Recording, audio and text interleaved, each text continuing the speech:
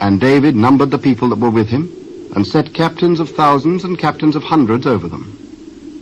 And David sent forth a third part of the people under the hand of Joab, and a third part under the hand of Abishai, the son of Zeruiah, Joab's brother, and a third part under the hand of Ittai the Gittite. And the king said unto the people, I will surely go forth with you myself also. Thou shalt not go forth, for if we flee away, they will not care for us. Neither if half of us died will they care for us.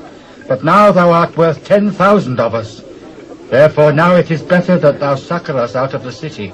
What seemeth you best, I will do. And the king stood by the gate side, and all the people came out by hundreds and by thousands. And the king commanded Joab and Abishai and Ittai, saying, Deal gently for my sake with the young man, even with Absalom. And all the people heard when the king gave all the captains charge concerning Absalom.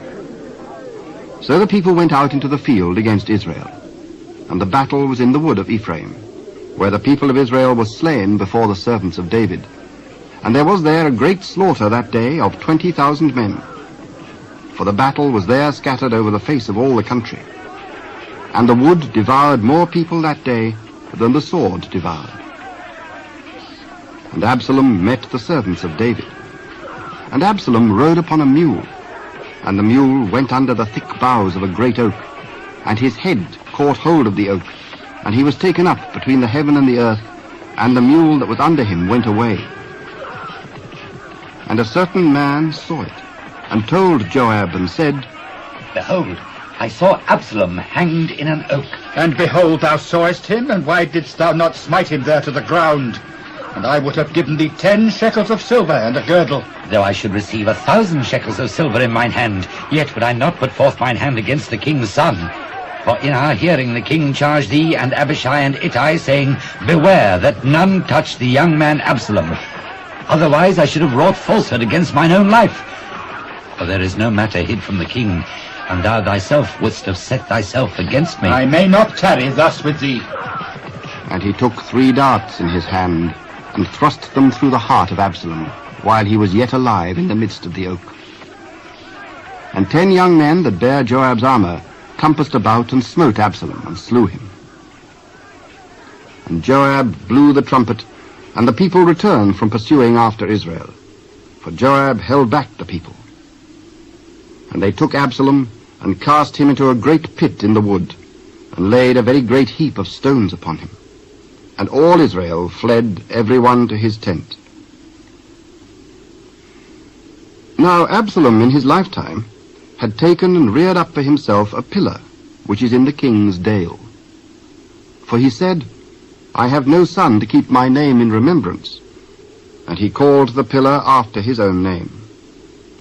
And it is called unto this day Absalom's place. Then said Ahimaaz, the son of Zadok, Let me now run and bear the king tidings, how that the Lord hath avenged him of his enemies. Thou shalt not bear tidings this day, but thou shalt bear tidings another day. But this day thou shalt bear no tidings, because the king's son is dead. Then said Joab to Cushai, Go, tell the king what thou hast seen. And Cushai bowed himself unto Joab and ran. Then said Ahimaaz the son of Zadok yet again to Joab, But howsoever, let me, I pray thee, also run after Cushi. Wherefore wilt thou run, my son, seeing that thou hast no tidings ready? But howsoever, let me run. Run. Then Ahimaaz ran by the way of the plain, and overran Cushai. And David sat between the 2 gates. And the watchman went up to the roof over the gate unto the wall, and lifted up his eyes and looked, and behold, a man running alone. And the watchman cried and told the king. And the king said, If he be alone, there is tidings in his mouth. And he came apace and drew near. And the watchman saw another man running. And the watchman called unto the porter, and said, Behold, another man running alone. He also bringeth tidings. Methinketh the running of the foremost is like the running of Ahimaaz the son of Zadok. He is a good man, and cometh with good tidings. And Ahimaaz called and said unto the king, All is well. And he fell down to the earth upon his face before the king, and said, Blessed be the Lord thy God, which hath delivered up the men that lifted up their hand against my lord the king. Is the young man Absalom safe? When Joab sent the king's servant, and me thy servant, I saw a great tumult, but I knew not what it was. Turn aside and stand here. And he turned aside and stood still. And behold, Cushai came. And Cushai said, Tidings, my lord the king, for the Lord hath avenged thee this day of all them that rose up against thee. Is the young man Absalom safe? The enemies of my lord the king, and all that rise against thee to do thee hurt, be as that young man is. And the king was much moved, and went up to the chamber over the gate, and wept.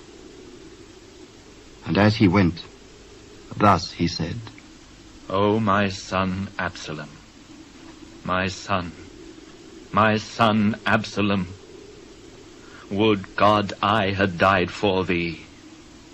O Absalom, my son, my son.